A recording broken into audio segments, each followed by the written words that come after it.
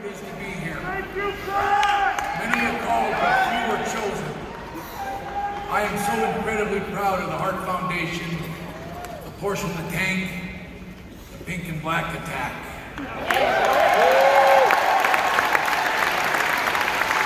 It still hurts having lost Anvil just last summer.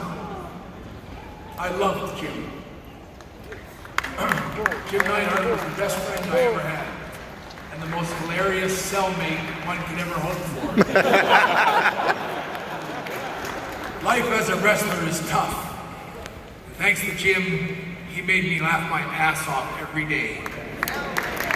Every day was an adventure. To go back in my mind to that time fills my heart with memories. To go back in time circa 1985, Dr. D, Dave Schultz, had just slapped out John Stossel. First WrestleMania was about to happen. I'd been toiling away in the WWE since August of 1984 and was a father of two. And after nearly 6 months as going as plus one other match, I was told that the WWE was finally going to do something with me, Cowboy Bret Hart. I'd have a horse in every city that I would ride to the ring.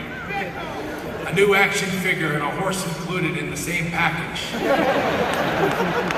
Wearing chaps and a cowboy hat. Wow. I said, sure. I was traveling with the newly arrived Anvil and Adrian Adonis.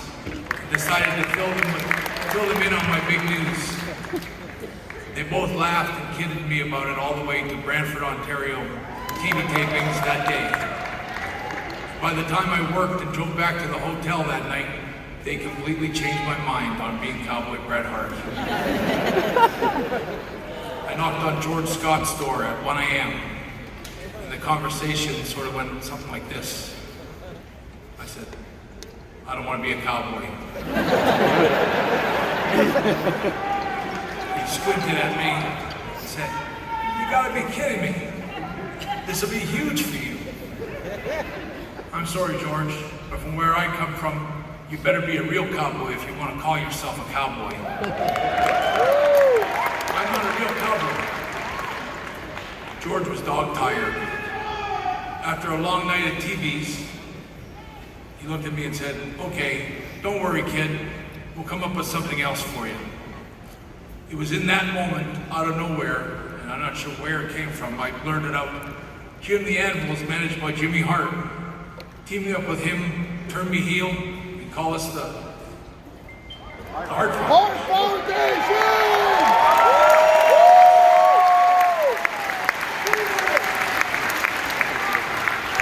And George looked at me and said, you could never be a heel, kid.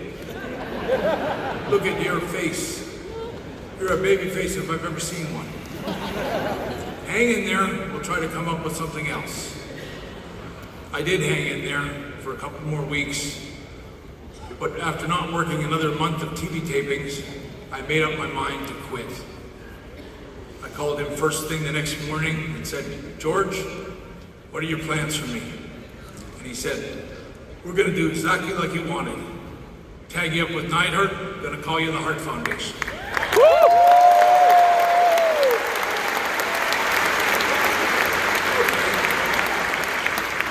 I then realized in that moment that I had never once thought to ask Jim about any of this. You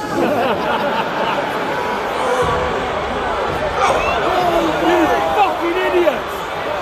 Jesus!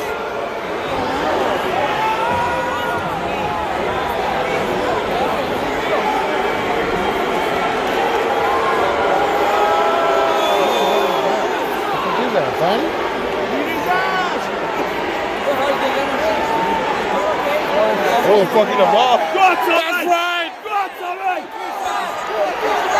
Kick his ass.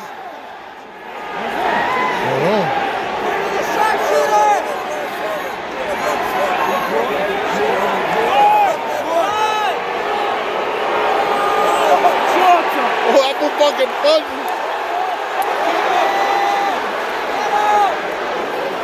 heavy the Collins was. Oh, kicking crap out. Battering. Who was it? Was it a resident? Fuck him up! Fuck him up! Fuck him up! Fuck him up! Fuck him up! Fuck him up! Fuck him up! Hey, Browne! Oh, give it to Browne! Browne, take him out! Go on, Browne!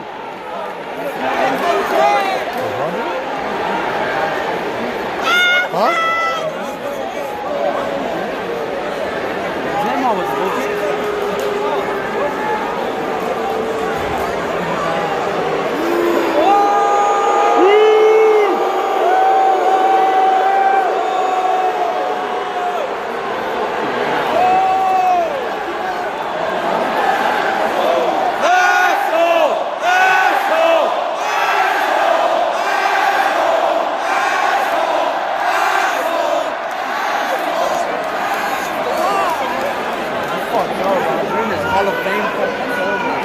Attention to that man.